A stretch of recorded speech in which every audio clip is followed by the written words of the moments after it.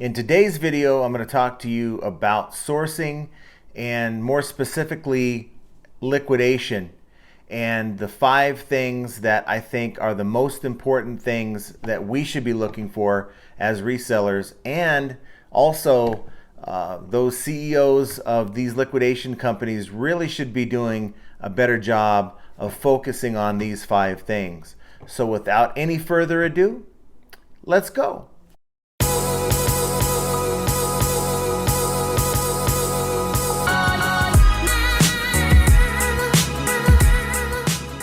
Hello everyone, welcome back to the channel. This is John, and for those of you who've never watched my videos before, just real quick to let you know what I'm about. I am a full-time eBay reseller, and I do these videos to help other resellers learn from everything I do, my experiences. I kind of share what I do, and the hope is to not only improve myself, but help you improve as well. Real quick, before I get on to the meat and potatoes of this video, do me a favor, hit that like button, and if this is the type of video you enjoy watching, please consider hitting that subscribe button. And for those of you who have subscribed, thank you for doing that. Hit that notification bell. I would certainly appreciate that. So on to the subject matter at hand, and it's liquidation. For me, sometimes it seems easy, and you find some good stuff, and that lasts for a while, but eventually it kind of goes away. And you know, for me, I've always been searching for a dedicated type supplier, and I just haven't found one. And so I'm hopping back and forth between different liquidators, just trying to find a really good source of merchandise. And there's some factors that I look at when I am sourcing, and I will share with you guys that I have been talking with a CEO of a liquidation company. I won't disclose who that is at this particular time because we're still kind of just talking about stuff. But you know, it sort of prompted me to make this video because I think there's a lot of new resellers out there who may not have the experience. I have quite a bit of experience, and I'm sure many of you do as well, buying liquidation pallets. And I think that sometimes there's a lot of things that we overlook. And on the flip side of that coin, I think that some of these liquidators maybe don't realize it or see it from the seller's perspective. They see it from their own perspective, but they fail to see some of the things that we want to see as resellers, because the majority of a liquidator's business is to resellers.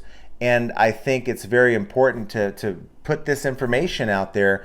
Maybe someone from that business is actually watching this video, or maybe a new reseller who's looking at buying liquidation for the first time. There's 5 things I want to talk about. The first thing with liquidation that I think is very important to us resellers is we want, as resellers, to receive the items that have been shown or described in the manifest. So I say shown because sometimes there is no manifest of these liquidation lots. And whether you're buying shelf pulls, customer returns, it doesn't really matter. If the manifest states that we're receiving X, Y, and Z, I'm expecting for us to receive X, Y, and Z. It makes no sense to me how an item can appear on a manifest, but when you receive the pallet or the box of goods, it's nowhere to be found. And it's sort of like a bait and switch. And no matter what verbiage the liquidator places on their website, the onus is on them to deliver that product. Now, if they say, you know, we have 100 items in this lot, you receive 99, and maybe you're supposed to receive 5 of this $10 item, and you only receive 4, that's kind of acceptable in this game. It stinks. I know you're not happy about that. But on the flip side of the coin, sometimes you receive a few more items than you expected. That's just part of the game. I'm talking about the more and the most expensive items that are supposed to appear in that lot. And if you don't get it, that's bad news. That can make or break your profitability on that lot. So it is very important, and it's the least important of the ones that I'm going to mention here, but we want as resellers to receive what is advertised. The next one here is we want clear photos.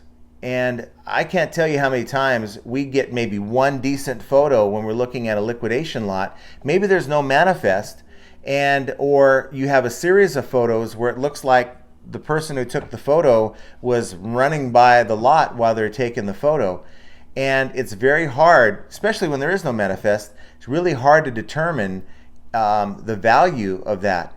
And there's a couple sites that I use, and you really have to use that information, because again, we're dealing with information, and sometimes as resellers of liquidation goods, we're dealing with partial information.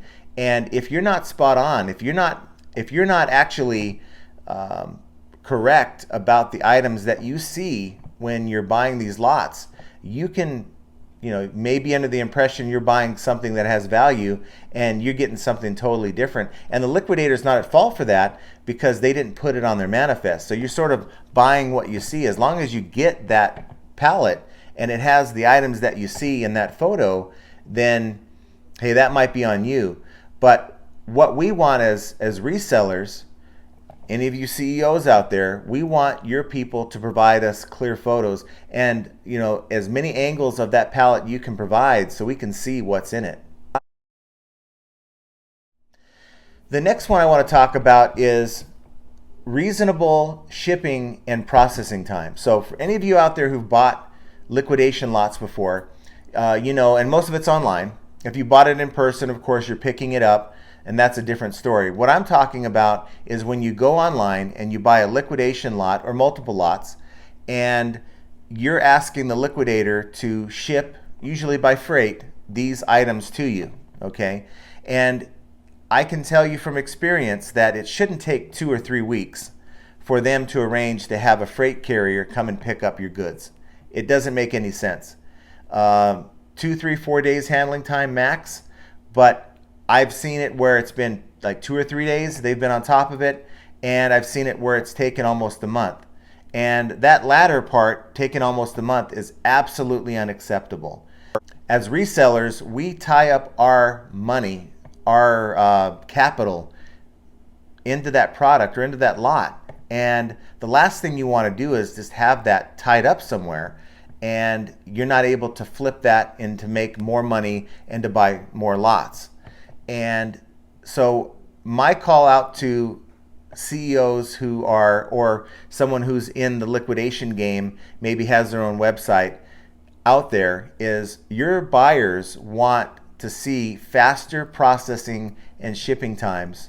That's very important to our bottom line. I think it's overlooked, and I don't think that there's a sense of urgency, and I don't really get a sense that that's very important to those liquidators, but it is really important to us sellers, and we need that to improve. And if you can find a website where that's a priority, then you might want to stick with them, because that right there is a very good thing for sellers.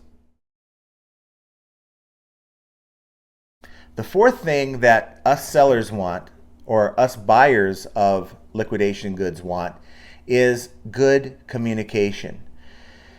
So if we're trying to track down our pallet or our box or whatever lot you're purchasing, and it's being shipped to you, or you're going to pick it up, we want quick communication. When I send you an email, it shouldn't take you 2 or 3 days to get back to me. And when you get back to me, the information's not clear. I recently had a situation where I was trying to find out tracking information, and I was sent back a link to find the tracking information, but I was never given a tracking number or a BOL number at all. And I had to follow up, and another 2 days transpired before I even got that. And it shouldn't be that way. Also, I had a situation where a pallet was shipped to me, and it was shipped to an address that I hadn't even lived in the last 2 years, my California address. And unbeknownst to me, I have the driver calling me from my old address, asking me to, when am I going to be home for him to drop off the pallet. And I had to tell him, you got to take it back, because nobody told me that they were sending it to my old address. So this is all part about communication. You're only one side as a seller. You're only one side of that communication. If the company you're dealing with isn't valuing good communication, it's going to lead to errors and problems, and errors and problems hurts the buyer of these liquidation goods, or us resellers, more than it does them. And I think sometimes these liquidation companies are out of touch because they don't quite realize that. Now, before I get to the most important thing that we as sellers are looking for when we're buying these liquidation lots, please do me a favor, hit that like button, subscribe to the channel, and hit that notification bell. And I'd really appreciate it. We put some time and effort into researching and making these videos. So if you've stuck around this long, you get to hear the most important thing that we as resellers or buyers of liquidation goods demand when we're buying these lots. And that is, simply put, value, okay? We don't want whatever is left over. If you're dealing with a liquidator who maybe sells the good stuff off the top and leaves what's left over to us resellers, that's not value. When we're buying liquidation lots, we want good stuff. And you know, I came across a liquidator who put a very low MSRP in their title, and it must have been $4,000 or $5,000 worth of stuff just from what I saw, because it wasn't a manifested lot. And that's value. That gets you excited as a reseller. You see good stuff, they're advertising a low MSRP, and that helps temper the people who aren't looking at the photos the way you are. Maybe that keeps their bids low, and it keeps the lot price low. And while you may still spend $1,200 on that lot, you're getting $5,000, $6,000 worth of goods. And if you have a good, sharp, keen eye on these things, you're getting value. The flip side is, you deal with liquidation companies who might have $5,000, $6,000 of MSRP, but if you look at the manifest, you're dealing with $10, $20 items, maybe $30 items. That's MSRP, but that translates into maybe $5, $10, $15 items. And we really don't want to spend our time, our resources, our energy sourcing and reselling $5, $10, and $15 items. We want to hit home runs. We want, really, the average sale price you want to shoot for when you're buying these lots is about 30, 40 bucks. And I find that if an item's listed at, say, 50 as MSRP, in most cases, you're going to get about half of that.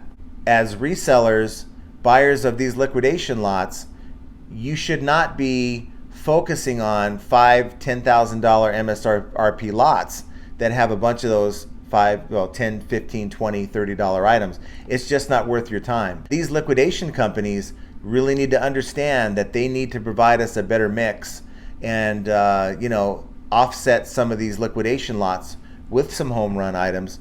We're talking $100, $200 items. They're out there. Unfortunately, a lot of these liquidation companies are starting to cherry pick and finding ways to move these larger ticket items off on their own, and sort of leaving us resellers who are looking forward to these liquidation lots sort of high and dry. And it's harder to find the value that maybe 2 years ago I was able to find all the time. So what do you guys think? Please comment down below. Tell me what you think of these 5 things that I feel are important to us resellers who buy liquidation goods. If I did not touch on anything that maybe you feel is important, maybe there's a couple things that I missed, put it down below, and let's have a discussion. Let's talk about it, because again, it's good to educate others who are thinking about buying liquidation lots. It's also good to educate those higher ups or CEOs who may be watching this content, and maybe in an effort to get them to understand, as resellers, this is what we need. And if they provide that, it's a benefit. It's a win-win for both reseller and liquidator. And my hope is that this video achieves both. Thank you for watching this video. I'm going to come out with some content here very soon. And usually we try to put out a video every 2 or 3 days. And between YouTube and eBay, I can attest to the fact that flipping ain't easy. And I will see you guys here very soon. Have a great rest of your weekend.